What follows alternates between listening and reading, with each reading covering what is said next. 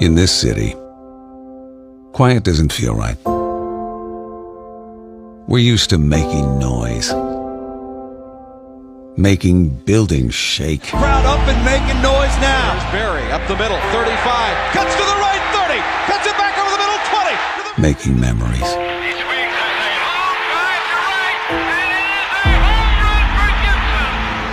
In Detroit, the moments that ring loudest and we remember most are those we shared together. NBA World Championship. And the athletes who've earned a special place in our hearts are those that share our values.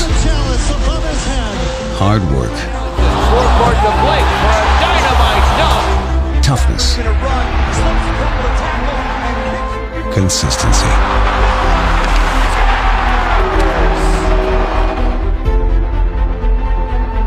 But when the game stopped and things got quiet, we didn't forget our values and we didn't lose our spirit.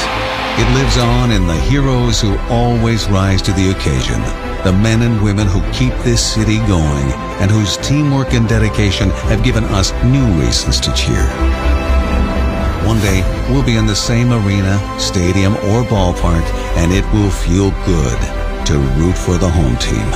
We don't say we'll be back together because we are always together. You cheered for us, we cheer for you.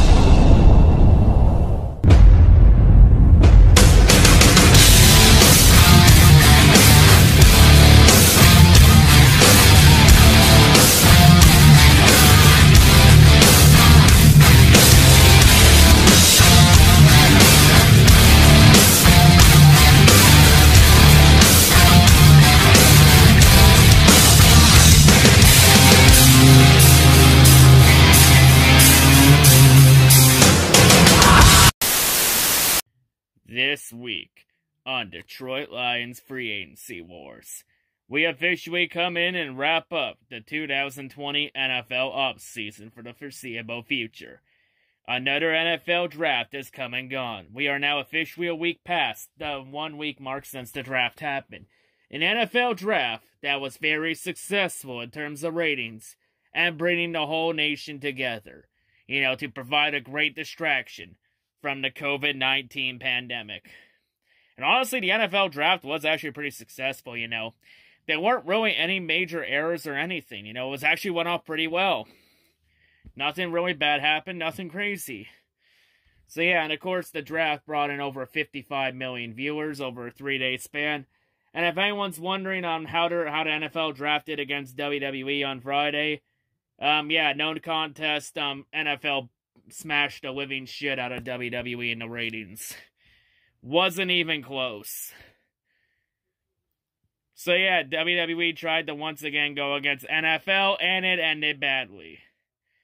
When will Vince McScam learn that it is a bad idea to go against the NFL?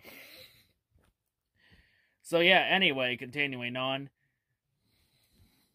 So yeah, the draft was pretty successful, There's been a lot of questions about if that they might change the format in the later years in the future with how this draft has went successfully well. I think there could be some changes where I think some teams could announce their picks in the later rounds at home. Looks like a good idea, and the GMs can spend time with their family. It was a great sight. You know, especially during the draft when we saw Matt Patricia hanging out with his son during the draft process. We had Bob Quinn hanging out with both his son and his daughter during the draft process.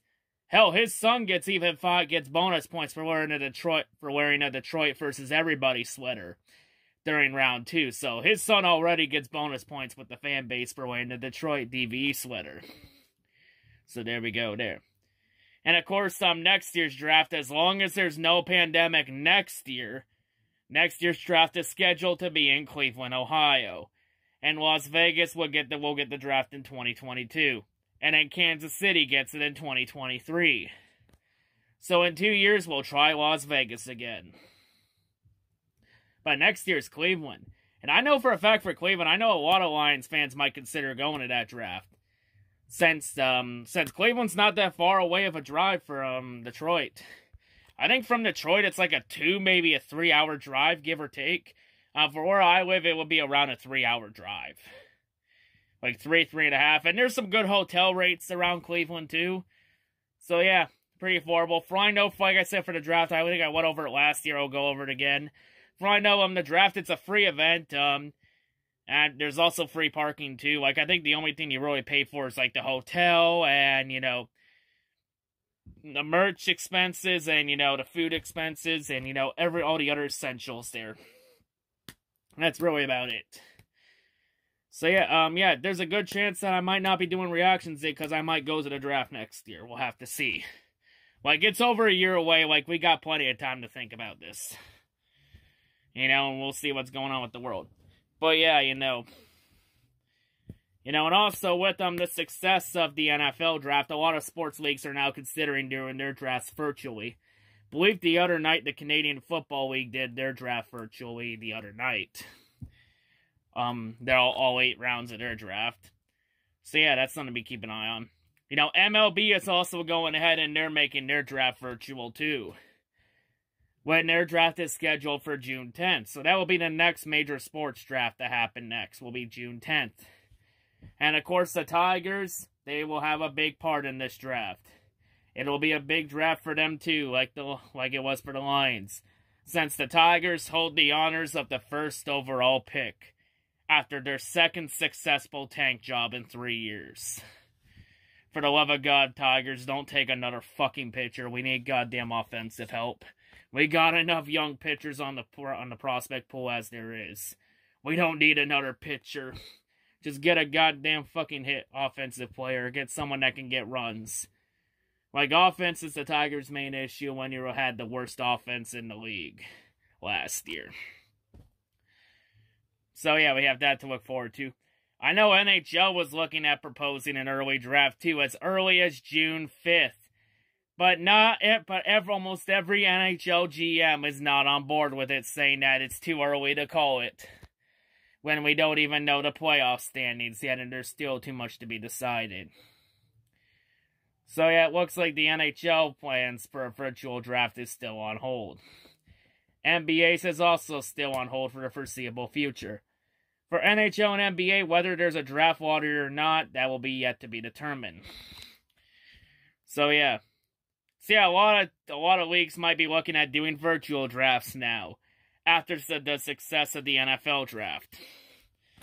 But yeah, anyway, there's still a lot to talk about here. So anyway, with this introduction out of the way, let's go into this week's episode as we wrap up the Lions offseason. So of course, now with the draft officially behind the Lions now and the focus now on the rest of the offseason, the Lions still have roughly a good amount of cap space here, as I'll show on the screen over here. The top 10 NFL cap spaces left in the league have been revealed. The Lions still got a decent amount of cap space here, around close to $29.5 million. I'm not sure how in the hell we have almost $30 million. Like, Bob Quinn really has done a good job of managing the cap this year, not gonna lie. You know, we still got a couple more needs left, you know. Maybe I say, you know, there's still a couple names out in the market we could look at, you know. Like, you know, Jadeveon Clowney's still on the market. We also got Everson Griffin. You got Taco Charlton, who was just released. Maybe take a chance with him, you know. And we also got Marcus Golden there. And also there's those rumbles in Jacksonville about Yannick Najonik, who's demanding a trade. So yeah, we got some options here. We got cap space to work with here. if we want to be smart about this. There's maybe you guys say wait it out and see who falls out of training camp and try and sign the deals, maybe try and get some more impactful players, get some more blue chip talent, the more blue chip talent, the merrier, I guess. So yeah, we got a lot of options with our remaining cap space left. We just got to be smart with it. So yeah, that's just the cap space situation there. And of course, reading a lot of the draft rankings, the majority of the draft rankings I saw from the Lions, it ranked anywhere from around a B to around an A. I think the highest grade I saw the Lions get was like an A from multiple sites, including PFF. PFF had the Lions at an A. There was a lot to like about from the Lions draft class, for sure. I think the worst draft I saw was like from NBC Sports, who gave the Lions a D. Let's be real. I'll tell you why that class got a D. That class, NBC Sports literally gave the Lions a D, just because on the simple fact that they drafted DeAndre Swift in the second round, saying it was a wasted pick.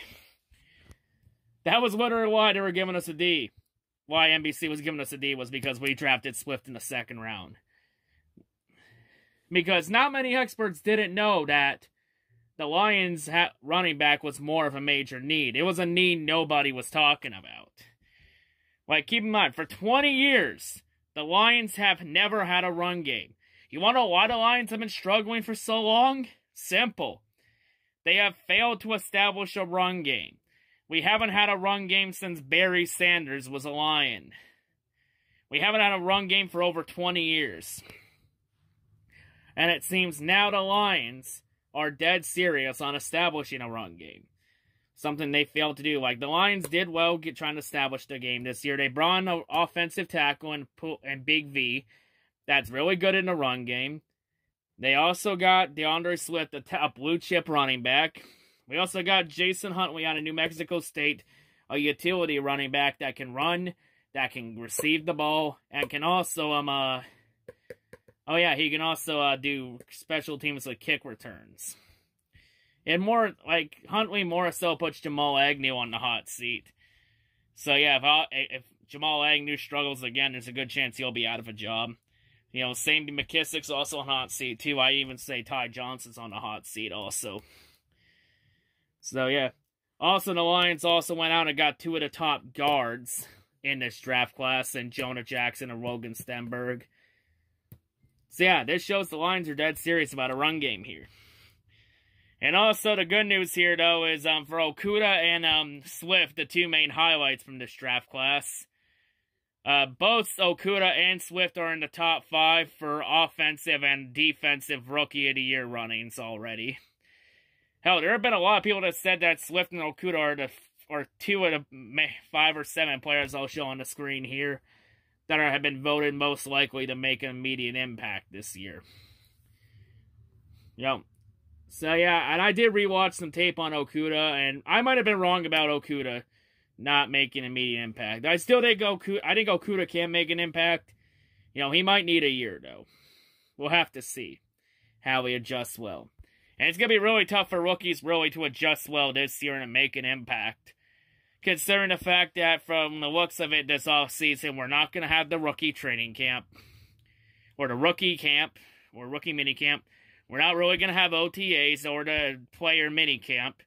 Like, the first time really these players are going to have any off-season activities to do will be training camp. Due to the pandemic and, the 6 feet social distancing rule and a lot of states having stay-at-home orders, and yeah, you get the goddamn point.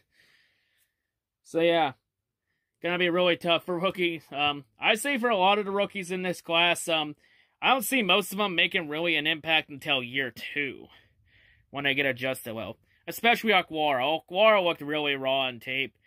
Okwara has a lot of potential, but I think Julian's not going to make an impact till year 2 from the looks of it. Just by watching the tape there, because a lot of tape he struggled against a lot of different opponents. He especially struggled against Vanderbilt. So, but Okwara still has a lot of potential, but he may need a year or 2 to get adjusted and learn. Swift definitely can make an immediate impact in the run game. So yeah, in terms of the depth chart, for the Lions on depth chart, from the secondary, I think Desmond Trufant will be the #1 corner this year, and I put Okuda as the #2 corner. I think this is Trufant's #1 year, and I'd say have Okuda be there and learn under Trufant for the year. You know, I mean, Desmond Trufant's a very solid veteran to learn under, for sure. And, you know, and the third corner would obviously be Justin Coleman, with Awarie being the backup. And I'd say 2021, maybe look at putting Okuda as the #1 corner. At least give Okuda a good time to adjust to it and have him be a #2. There. And for the running back situation, I think Kerryon Johnson, he's going to remain the starter, and I think Swift will be #2 running back. But I say this here, Kerryon Johnson's going to be on the hot seat.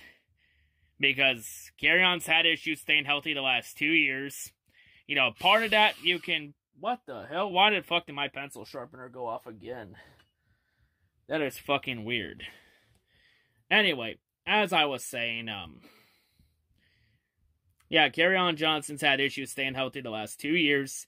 Part of that you can blame on the Lions strength and conditioning coach, who was fired last year as part of Matt Patricia's fire sale when Mark DeFord demanded changes to the coaching staff. You know, but part of Kerryon's health issues, you can also blame that on Kerryon too, because off the field, Kerryon's got to do a better job of taking care of himself and his body. See, I'll say this here: if Kerryon goes down again, then it's going to become Swift's job.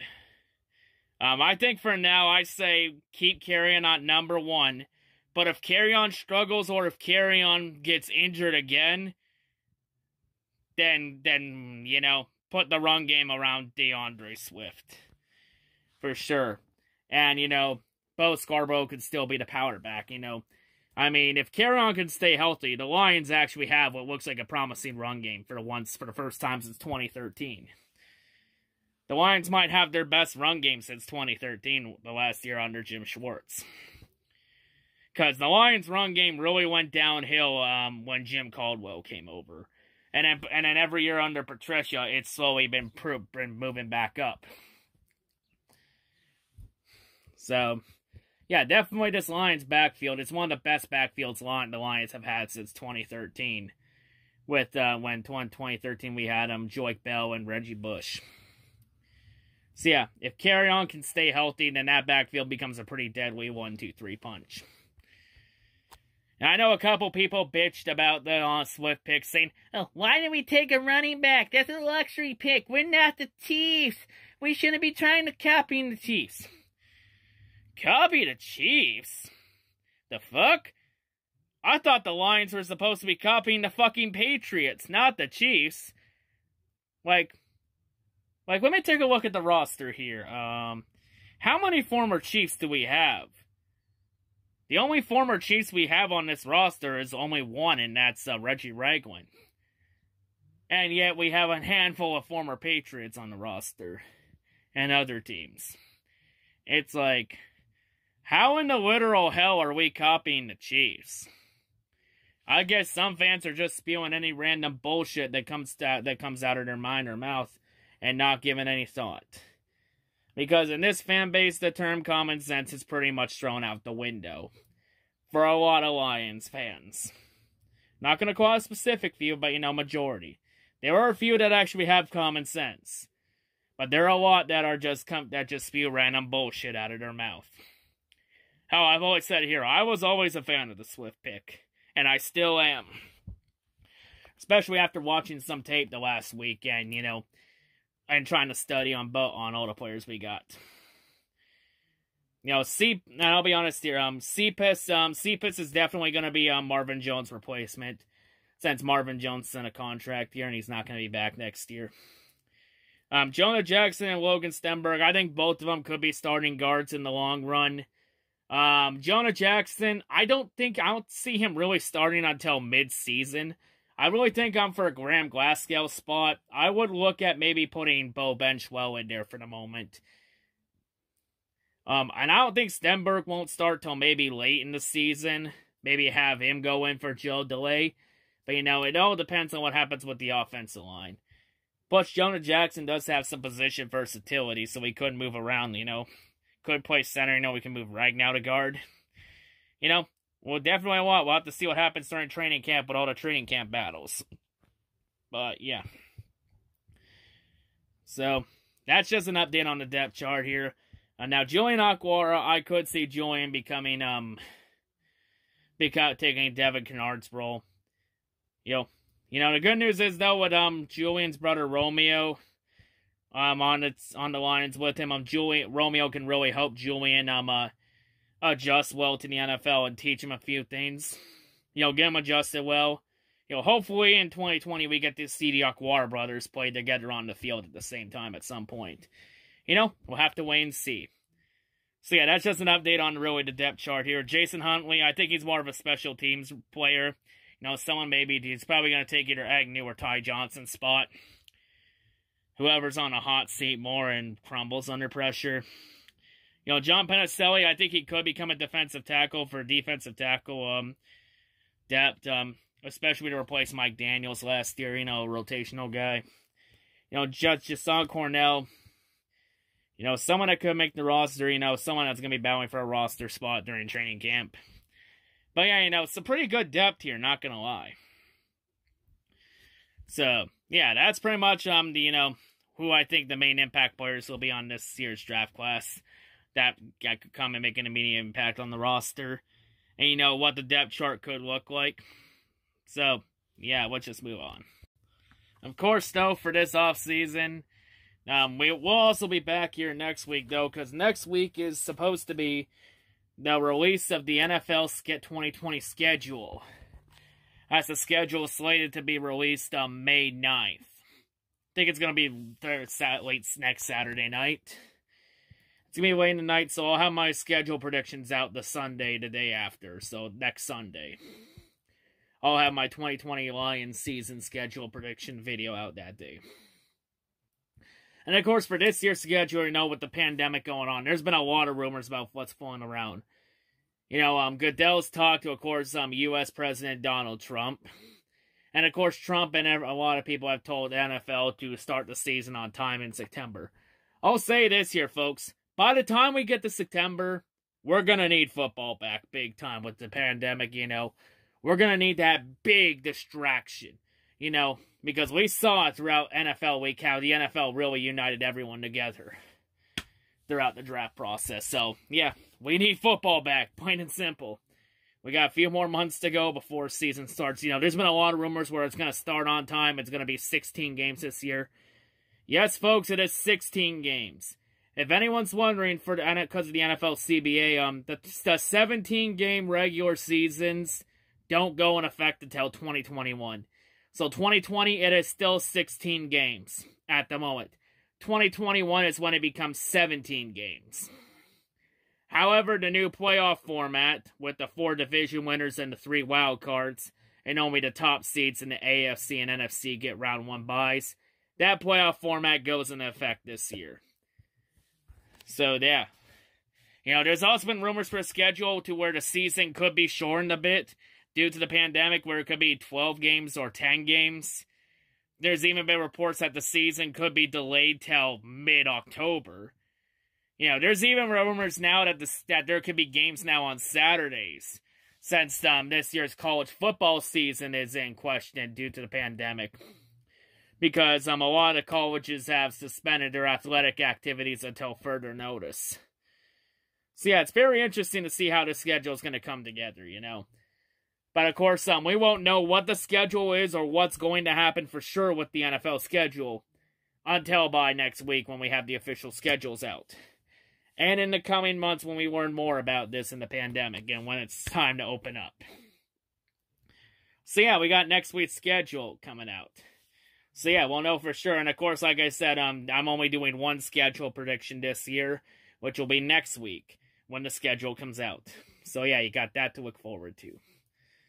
Because normally, yeah, this is actually pretty late for the schedule to come out. It's going to be coming out 2 weeks after the draft. Because normally when the NFL schedule comes out for the upcoming season, it's always been a week before the draft. Like, it's either been a week before the draft or a week after the draft. But, of course, this year, though, due to the pandemic, you know, and the world going down to the shitter, it's forced some changes for sure. So, yeah, we won't know what's going to truly happen with the schedule until at least next week as a start. But, yeah, going to be interesting to see how it's put together this year. But, yeah, anyway, also, the other day, Marvin Jones also helped out in the community again with his wife, Jasmine, as both of them donated at least over 1,000 meals to all the health and safety workers at the Henry Ford Health Center. So Marvin Jones is also paying tribute to all our frontline workers. You know, all the doctors and nurses that are fighting this disease head on. So yeah, salute to them, of course. So yeah, great to see Marvin Jones helping out in the community and helping those in need of it. So yeah, great to see, you know, Marvin Jones is a true gentleman. We need more people like Marvin Jones in this world, no doubt. So now the next part of this video is going to be focusing on the undrafted free agent signings we had, since the Lions did have some undrafted free agent signings. Don't worry, I was going to touch into it, but I decided to touch on some other stories first. So on the screen here, I'll have the pictures of all the unsigned free agents we have here on the list. Only 7 names this year, you know. It's not, we didn't sign as many as years prior, because Bob Quinn did say after the draft that he wasn't going to be as active in the undrafted free agency as he was in years past. Like, a lot of teams weren't really as active, though. You know, due to the pandemic and the fact that we're not going to have a rookie training camp. We're not going to really have, or a rookie mini camp, sorry. We're not going to have OTAs, really, for the most part, or a player mini camp. Like, the first time, really, a lot of these players are going to be getting together for the off-season is for training camp in the summer. At the moment, unless the season gets delayed. Hopefully the season doesn't get fucking delayed. Please don't delay the season, Goodell. So yeah, we only have a handful this year as in years past. I'll talk real quick about the one punter. Like, I'm going to touch on a couple, only like 3 of these players here on the list. The punter's not going to be one of them because Aaron Sipos, hopefully I said his last name right, he's pretty much got a roster spot by default.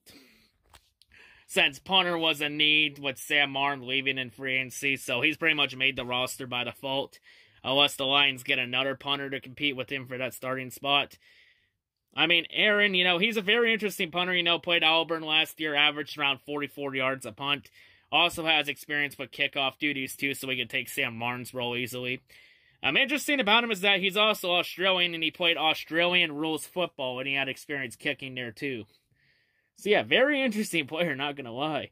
You know, has a lot of experience kicking since for players in Australian rules football, kicking the ball was a requirement. You know, he also has experience playing rugby, too. So, yeah, just thought I'd touch on that real quick. So, for the next part of this video, you're going to hear voiceovers and pictures, and then we'll touch back once I'm done addressing 3 main signings from this year's undrafted signings. So, let's go ahead and let's see the 3 names I think that can make an impact on the Lions roster and have the best chance at making the roster. So, here we go.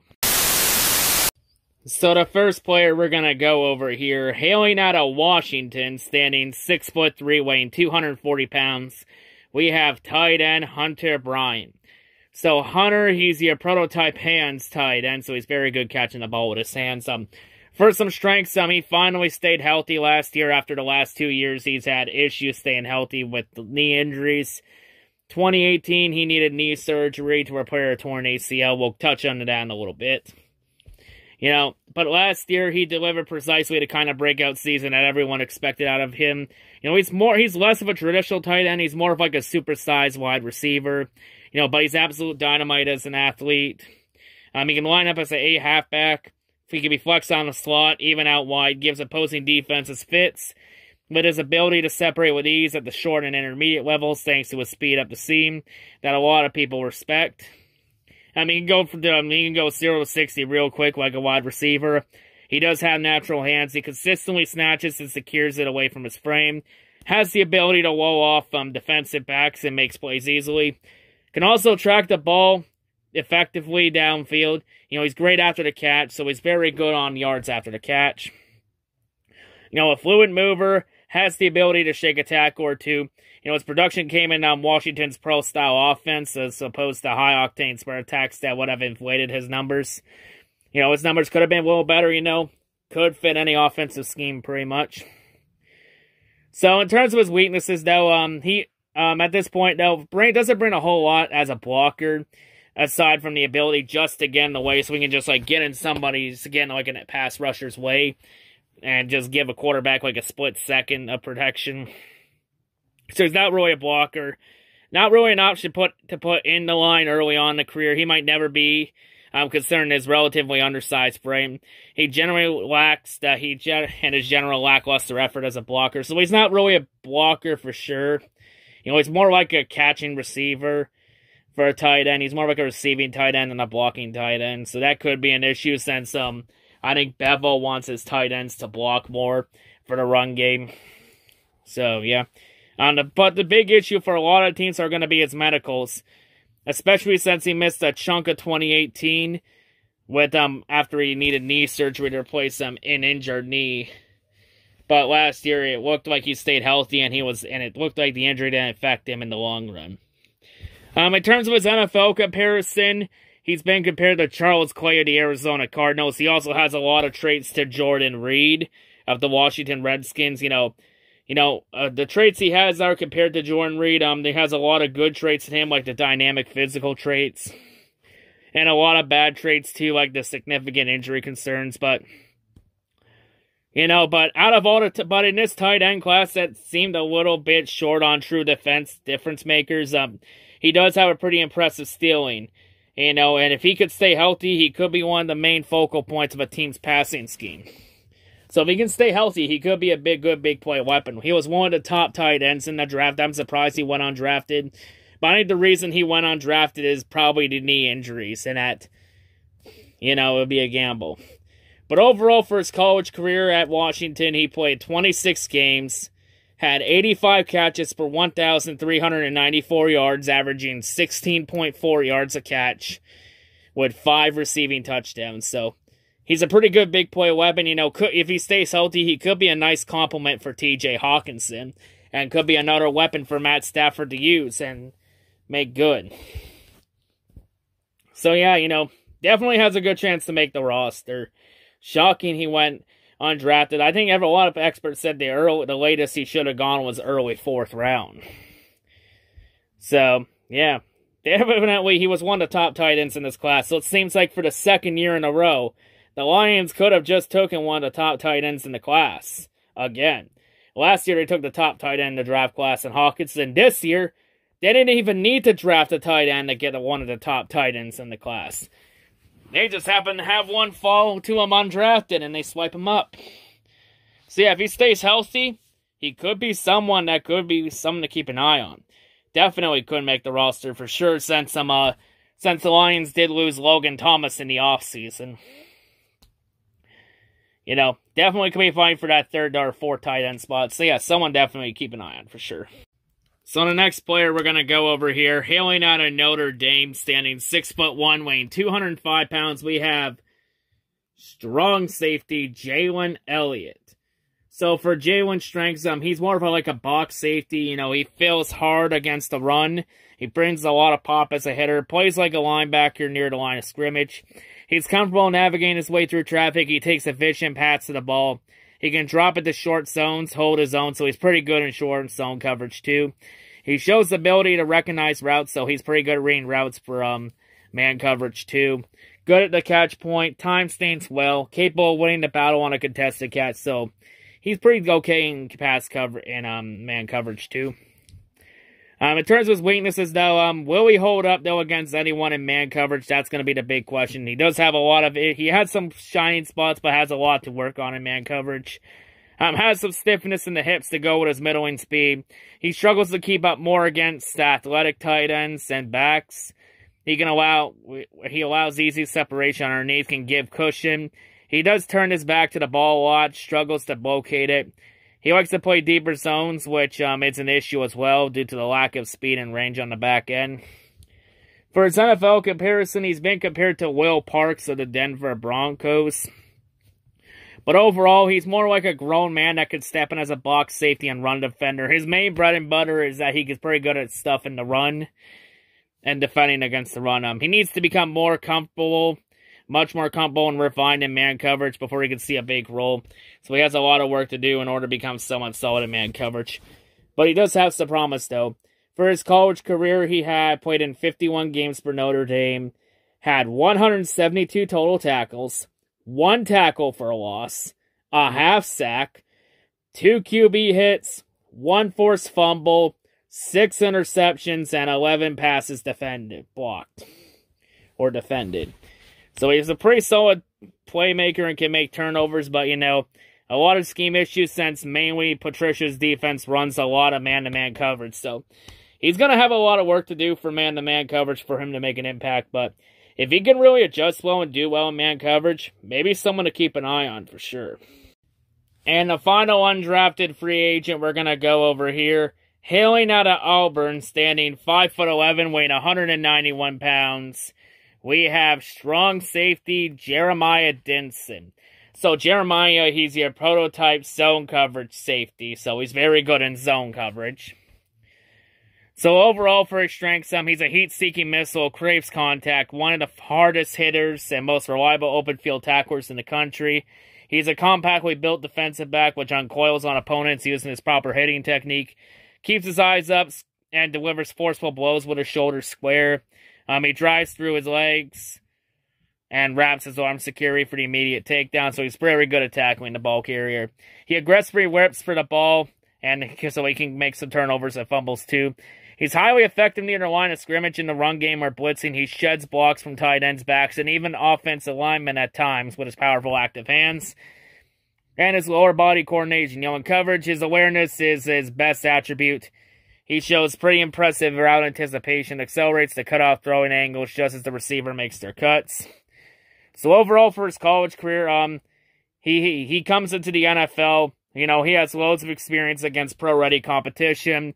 At Auburn, he played 48 games, had 214 tackles, 11 tackles for a loss, 4 interceptions, and had 4 forced fumbles. So he can make some turnovers.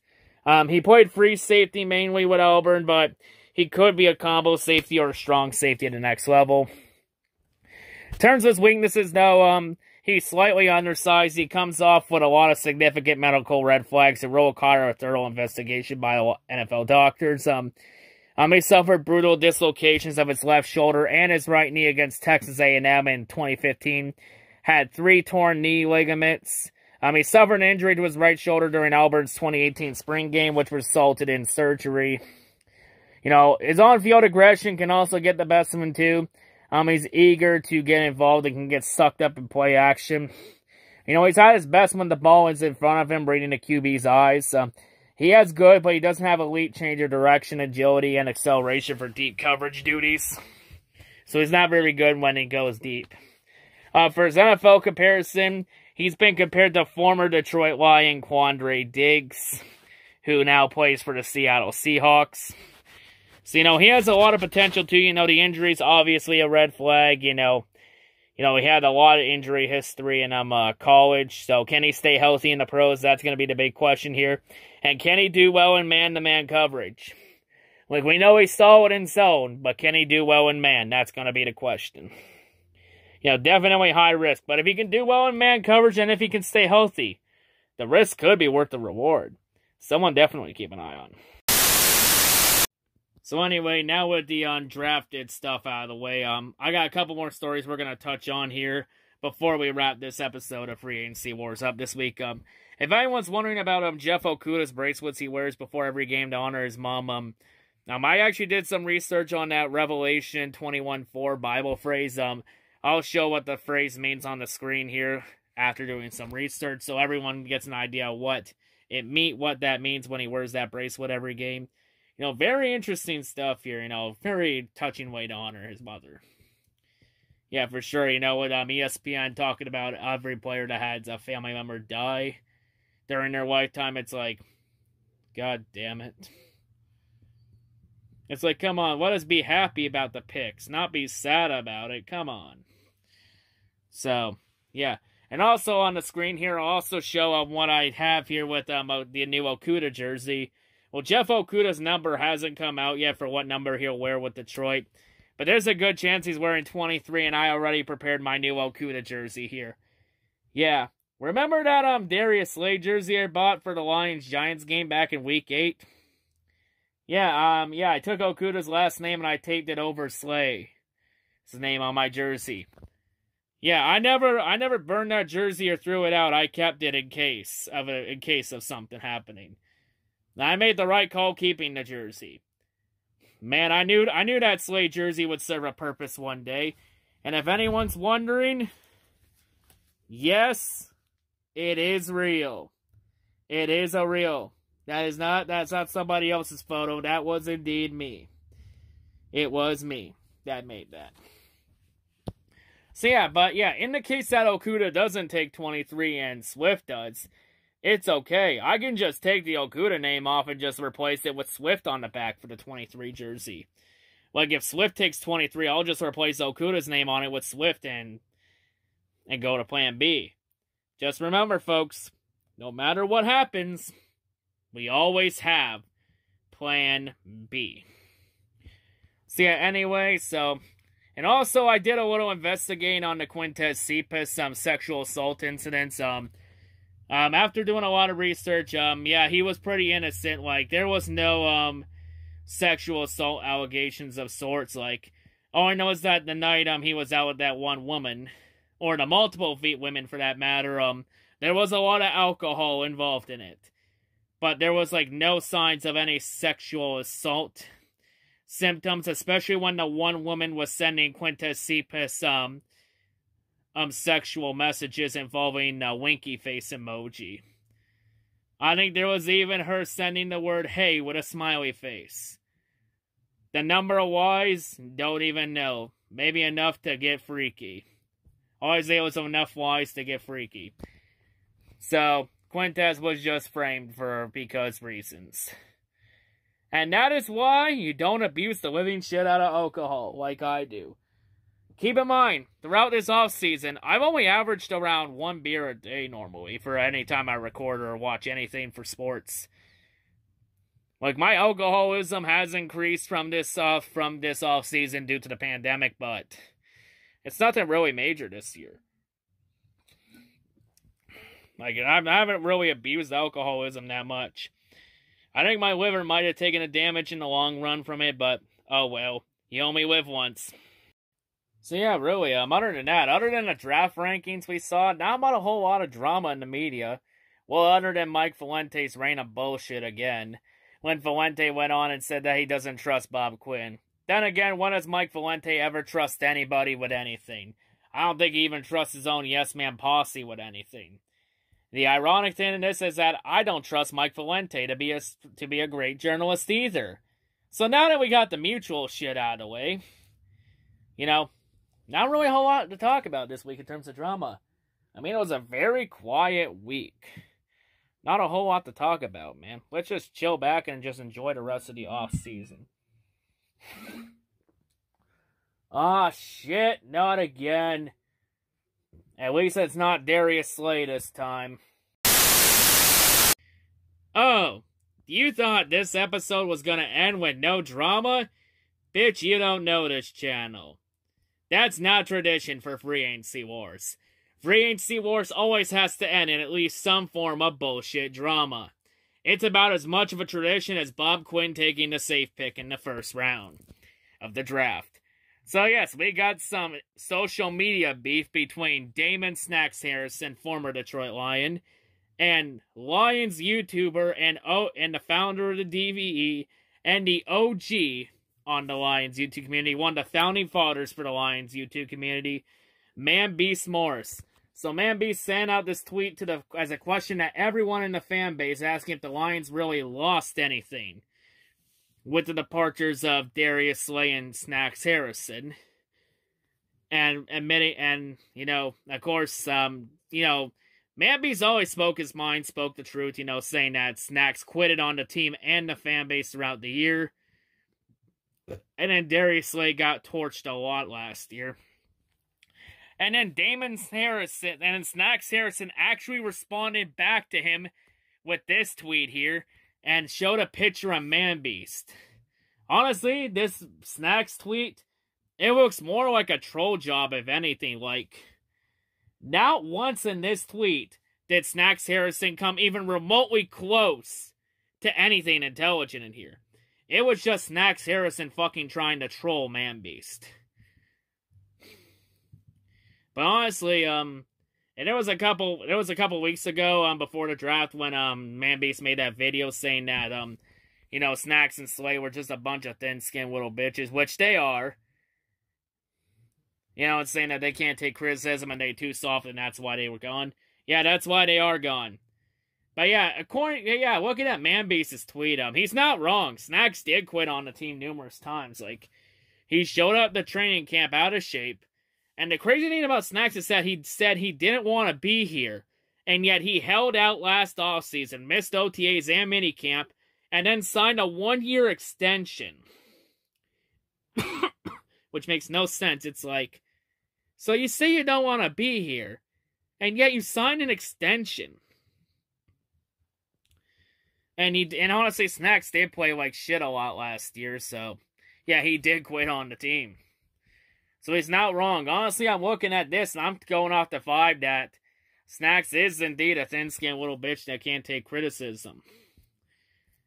So, honestly, it was a good move to get rid of Snacks. Plus, Snacks said he was looking at retiring anyway. So, honestly, at this point, it's looking like this is turning into another fucking Eric Ebron situation. But maybe even worse. You know, we'll have to see if he goes after even more Lions bid makers, but I'm not sure what was really meant to be accomplished from Snacks responding to Man Beast there. It's like Man Beast wasn't even trying to diss Snacks. He was just asking a question and speaking the truth. He wasn't taking any real personal jabs at Snacks. So yeah, I don't understand what the point of Snacks' tweet was. I don't get it. Don't understand. So yeah, with this Snacks drama out of the way, I think this shit is sort of funny to me. Like, that shit sort of funny to me. Because it's funny that a Lions bid maker actually clapped back to a Lions YouTuber / bid maker that was just asking a question to the fan base. At the same time, though, that shit also confusing to me. Because I don't understand what the point Snacks was trying to make with his response. Looked more like a troll job, if you ask me. But yeah, anyway, that's going to really wrap it up here for this episode of Free Agency Wars. And really, Free Agency Wars this season in general. Like, there's not really much to talk about now with Free Agency now out of the way. You know, of course, I'll try and do more episodes throughout the off-season, of course, whenever I feel like it. If there's anything interesting to talk about, I'll make a video and talk about it, or I'll just do a separate video on it. But other than that, that's going to really wrap it up for this season of Free Agency Wars. It will be back next year, of course, for a third season, since a lot of people really like these Free Agency Wars episodes, so I'll keep doing them in the future years. But yeah, of course, I want to real quick, thank everyone that's viewed in through this off-season. Shout out to everybody that's viewed in, for some entertainment throughout the weeks, Glad I could really help you, especially this year during the tough times we're going through with the pandemic, I did my best, to try and offer everyone a distraction from everything that's going on in the world that's falling apart with me up above us right now. Offer that distraction, a little escape, to have some enjoyment, talk about sports, since we don't really got a lot of sports on. So yeah, I'll try and get some more episodes out in the future throughout the next coming months, until at least all training camp starts. In case there's anything else interesting that happens throughout the off season, we'll have to see.